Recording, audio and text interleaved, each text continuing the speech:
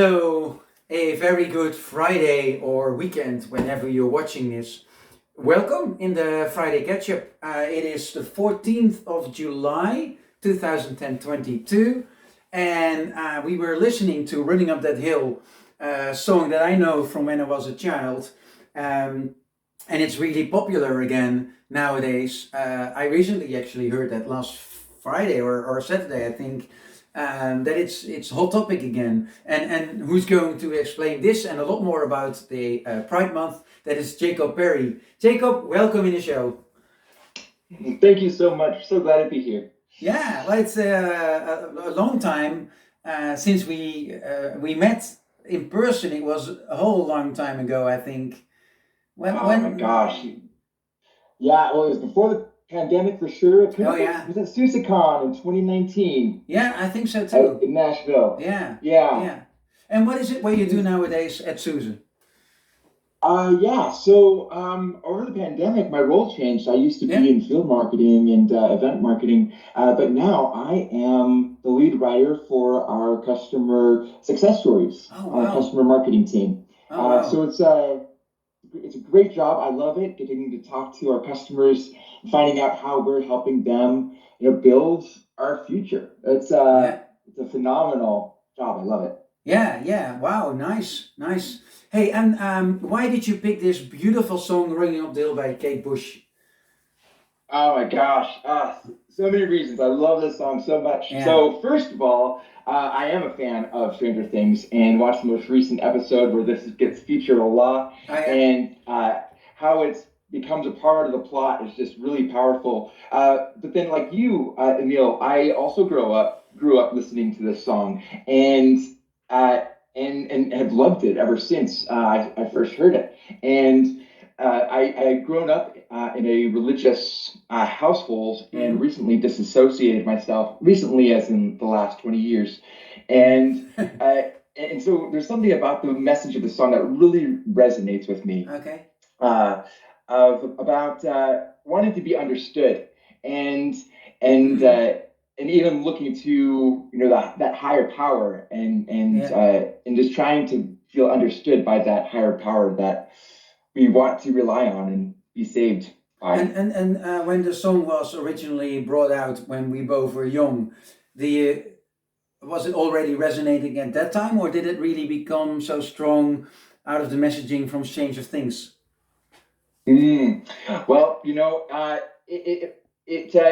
messaging of the song actually came strong after I disassociated myself from my religious Ah, upbringing. yeah, But yeah. before it really became popular with Stranger Things. But I am reliving the love all over again Yeah. because of Stranger Things. Ah, wow, wow. Yeah, well, I Yeah. don't have Netflix, so I have more people in the Friday Ketchup who say, oh, this great series and this great series on Netflix, but yeah, I don't know where to find the time to watch Netflix as well. But at Yes, least seriously. good music is coming from it, that's for sure. That's right. That's right. Hey, Really, really good. we are going to talk about a few more things this ketchup. That is, at SUSE, it's Pride Month this month, the month of July. Can you tell me and the audience some of the things that are happening at SUSE during Pride Month? Yeah, absolutely. So yesterday we held a great workshop. Unfortunately, we weren't able to record it, Okay. but it was all about how to uh, communicate inclusively, Okay. building your inclusive language skills, and Yeah. a really really great workshop. And it kind of ties into the theme of the song as well, in that as we try to be more inclusive in our language, we also are building those bridges in understanding where other people are coming from, but also helping position ourselves to be better understood so that we are not, suddenly blocking someone by using terms that are, could be abrasive, to them. Yeah. Yeah. Can you And give an so, example to make it really uh, feasible? yes, yes. For example, let me think of a good one here. Aha. And I can speak from personal experience, actually. Okay. So I'm married, and when people know that, they will often assume that I have a wife, but I have Oh, a husband. yeah, And yeah, uh, so a way to be more inclusive in those situations, instead of saying, "Oh, how long have you and your wife been together?" saying, "How long have you and your spouse been together?" yeah, Leaving the door open for yeah. people to, express themselves without having to correct or backtrack. Really being able to share themselves freely and comfortably. That's really interesting because the word spouse actually was one of the words, like I speak English 95% of the time, at least work wise, but the word like spouse was something only a few years ago I learned.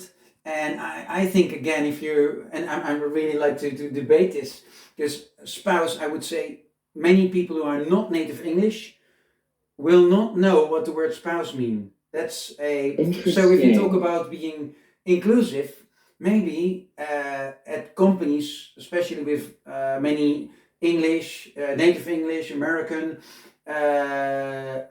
people, that they should also think of using words who are which also are easy to understand for non-native English speakers. Hey, what do you think about that Mhm. one? Yeah.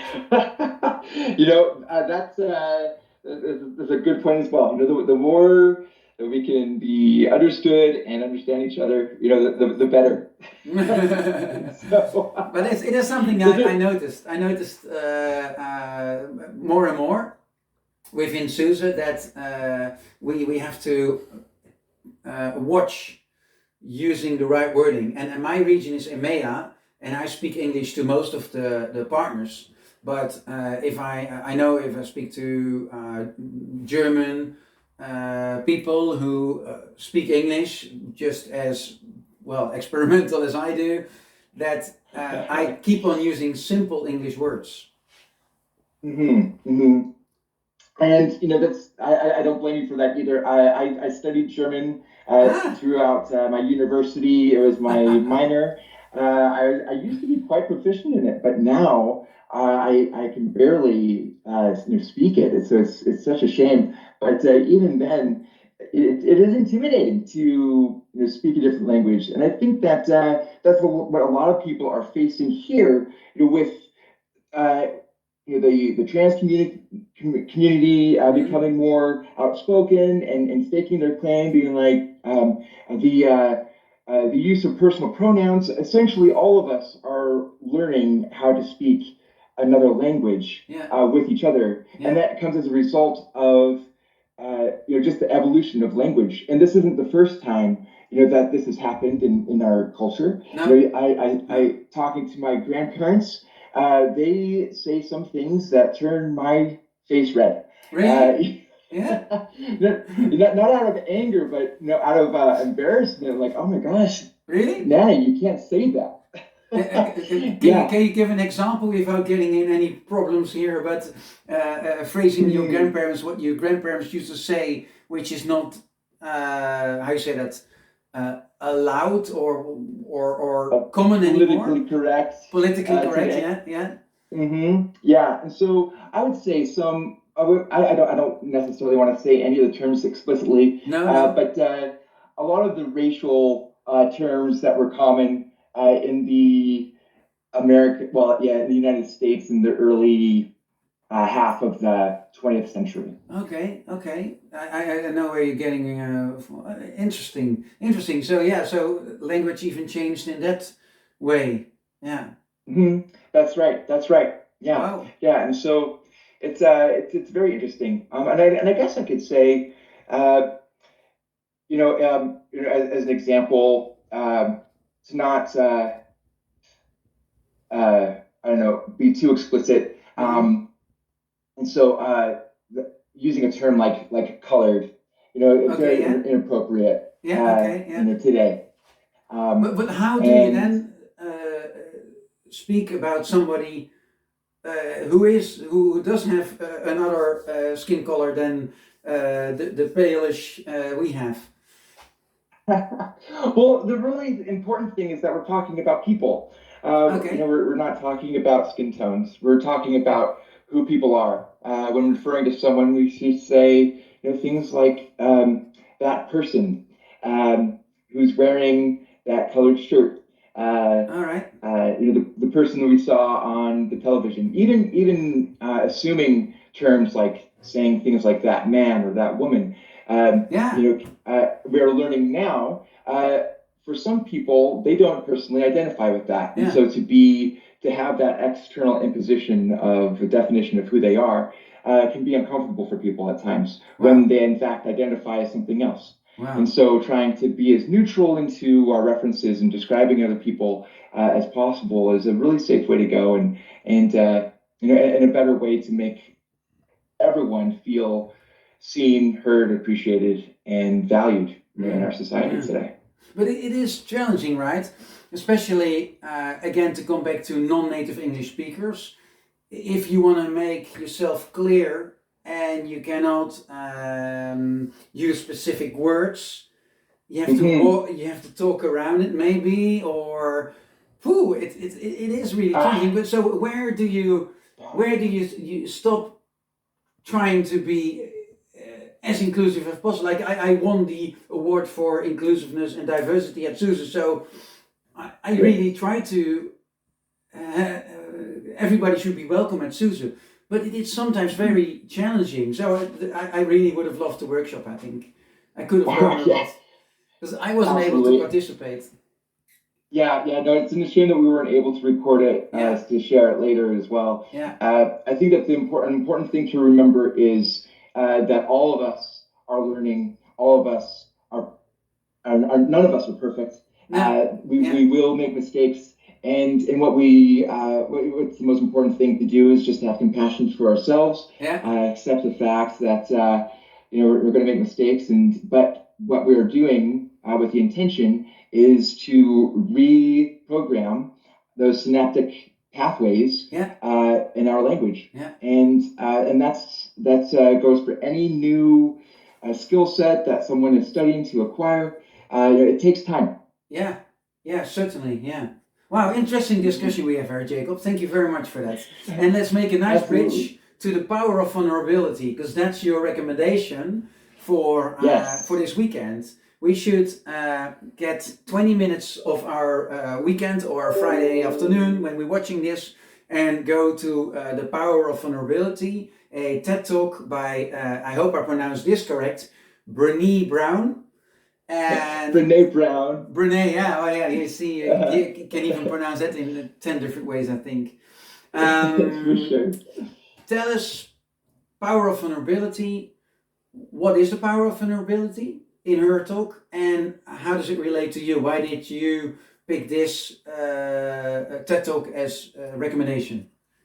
Brené Brown is a personal hero of mine. She's really done some groundbreaking research on effective leadership, and her whole what she has found that the most effective leaders are ones that allow vulnerability within themselves, but also within their teams. And so this TED Talk talks about what that looks like, and it really what it is a call to self-awareness. In that, if you ever find yourself becoming defensive or feeling a certain way, taking a moment to pause and ask yourself the question, why am I feeling this way?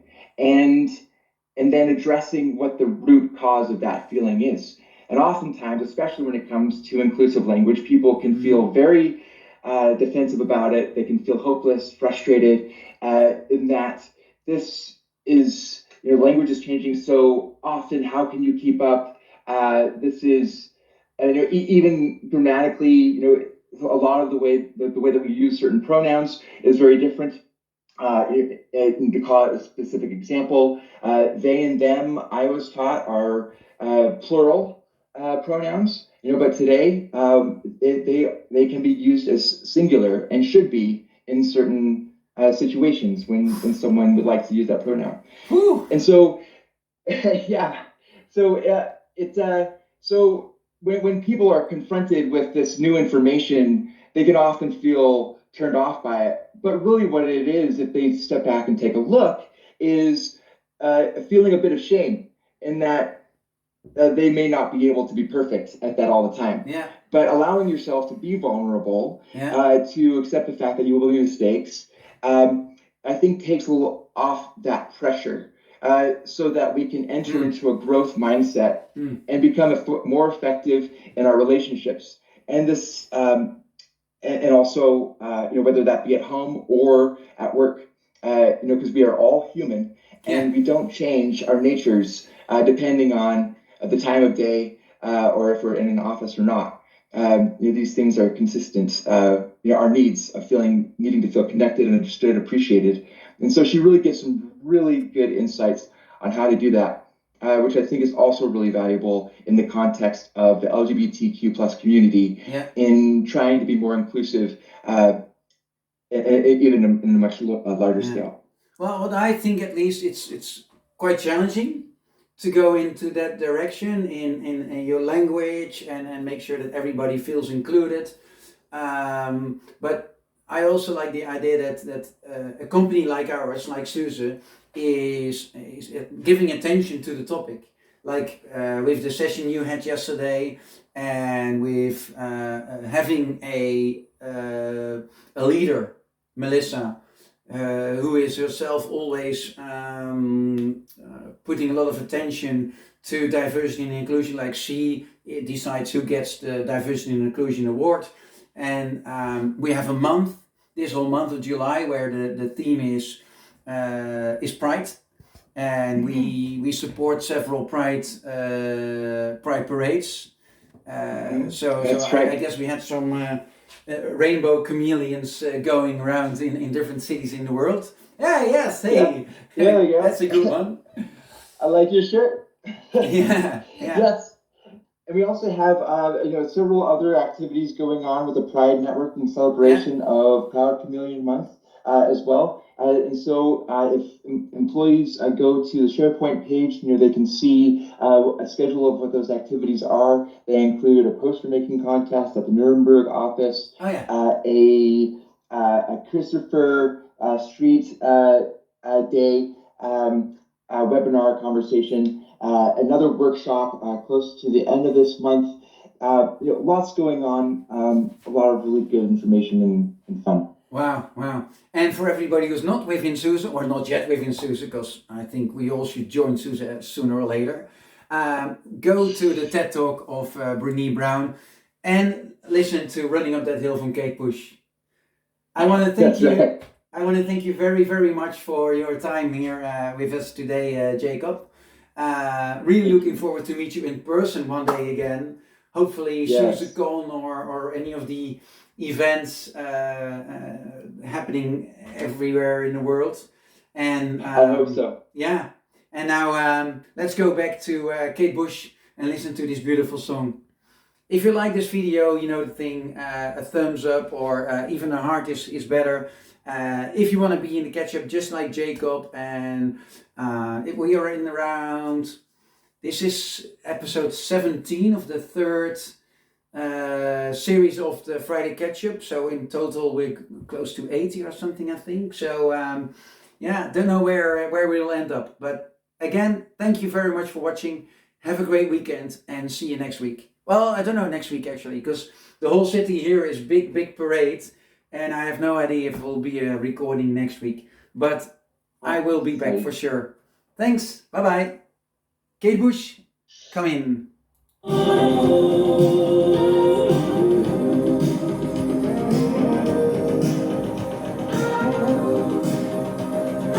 Bye-bye. Lucky, do you have another snore for us? Great weekend. Bye-bye.